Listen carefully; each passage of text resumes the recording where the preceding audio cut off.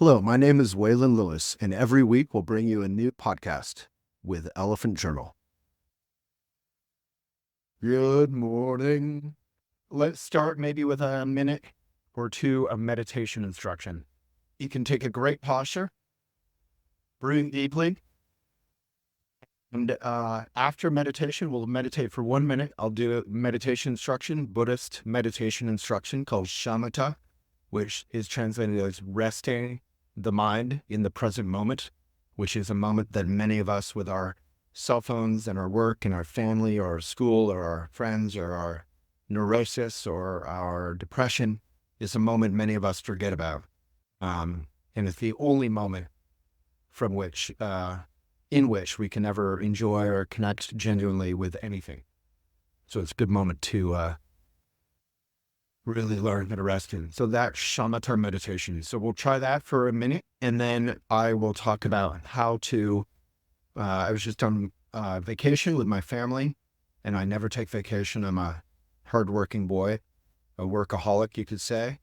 And so I just took a vacation. So that was great. And I'll talk about kind of what I learned from that in terms of getting the most out of your summer and my summer for the last couple weeks. How's that sound? Take a deep breath, feel your spine being nice and vertical, but following a natural curvature. You can even stand or whatever, but sitting is ideal. You can kind of rock back and forth on your sit bones. This is basic shamatha Buddhist meditation.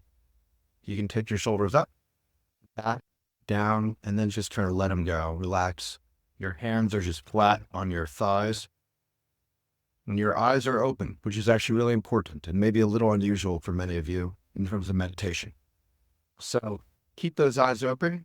The notion is that we're not trying to block out the world or separate ourselves, that we're trying to bring our relationship to the world into our meditation practice and vice versa. Bring mindfulness out into our relationship with the world. So now that we've got a good, upright, but relaxed posture, and actually do this if you're watching. If you think you have to work, whatever it is, if you're going to watch, let's not multitask. There's nothing sillier than multitasking when we're talking about mindfulness. So let's actually do this. Take a deep breath. Give yourself a break. And that's what we're going to be talking about, how to take advantage of the remainder of summer. Mindfully. So take a deep breath. Often we don't take deep breaths all day long. Deep breath is both healthy and spiritually refreshing, and probably the simplest way to be happy, to reconnect with genuine happiness. To find your breath in and out.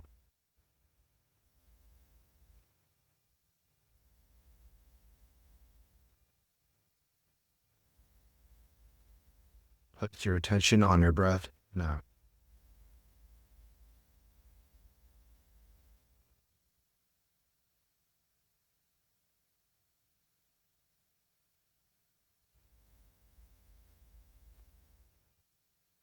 Now, you can join in with me. We could all bow to one another everywhere where we are. We can start with a bow of respect and our aspiration in our everyday to be of benefit to the world. All right. Now we can meditate for a minute. So touch in with that breath in and out. Good, upright, but relaxed posture.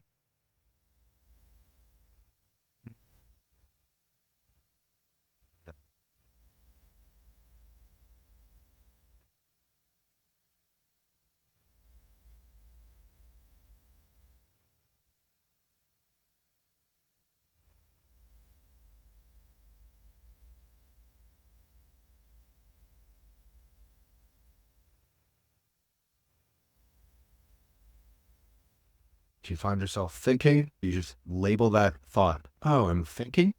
And return your attention to your breath. Let's try that. Breathe in, breathe out, breathe in, breathe out. When you find yourself distracted, label that thinking and return your attention gently.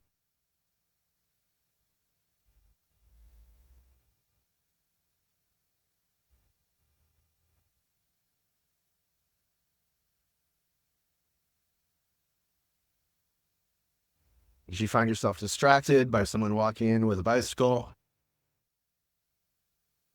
you can just label your distraction thinking and return your attention to the breath.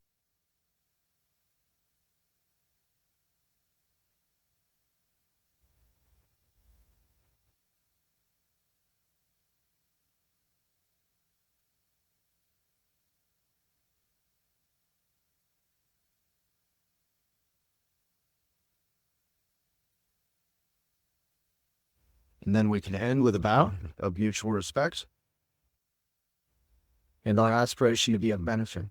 So the point of distraction isn't a problem. It's our tendency to get distracted, which is what we're working with. It's not a problem, but it's what we work with. So a wonderful Buddhist book that I could recommend to all of you, Zen Mind, Beginner's Mind, the symbol of wakefulness, enlightenment in that book is the fly, because the fly is irritating. When you're trying to meditate, you're trying to be all serious, and a fly is buzzing on you. You get angry at the fly, when really the fly is kind of bringing you out of whatever your trip is and just bringing you simply to actual reality, which is very simple and very powerful stuff. So you notice the fly and you return your attention to your breath. That's the practice. So summer is fast evaporating. We only have a couple weeks of summer left. And for most of us, we're incredibly busy. Some of us are down at the creek, we're inner tubing, we're surfing, we're doing whatever people should do in a summer. We're reading Calvin and Hobbes, but most of us are being busy, self-important little busy bees running around looking at our phones. One of the most powerful ways to enjoy summer is to try and, if you can't get away from work, which many of us can't, or whatever is making us busy, is to bring that busyness to summer. So like today, I'm having a meeting and we're going to go to a pool at 2 p.m. and have a meeting there. So maybe the meeting will be a little less efficient, but we'll be relaxing. We'll be dealing with our stress. We'll be maybe getting a little exercise, then we'll meet, then we'll get in the water. And that gives you the illusion, which is a very wonderful illusion, that you're actually appreciating summer. So, I like to try and bring my laptop to the pool, or my laptop when I go climbing in an indoor gym. In some ways that can be dangerous because you're sort of filling the gaps and you're not appreciating your life, but you're not appreciating just relaxing fully.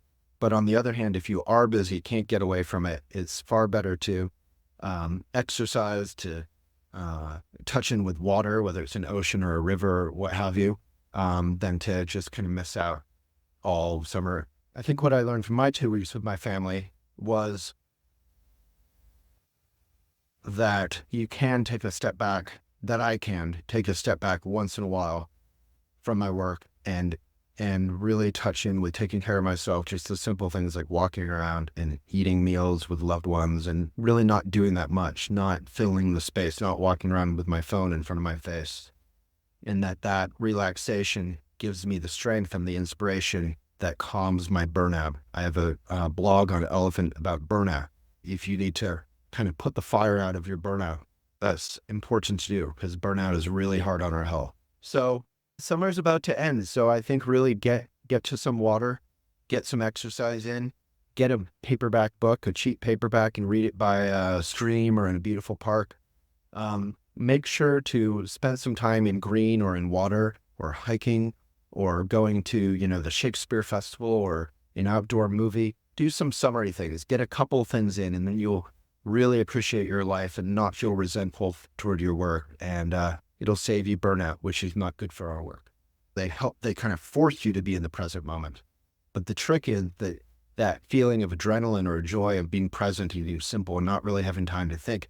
We can do that all day, every day without sort of hyping it up. We can actually relax and experience the same level of joy and connection with reality, which is meditation practice. All right. Thank you so much. And if you want to support independent mindful media, write some articles and read some articles if you feel like it. And most importantly, get our newsletter, which is our sort of online magazine. We put a lot of love into it. It's our best stuff. The newsletter is our best. is what we curate and love and are proud of. So is elephantjournal.com/newsletter. Thank you so much for tuning in.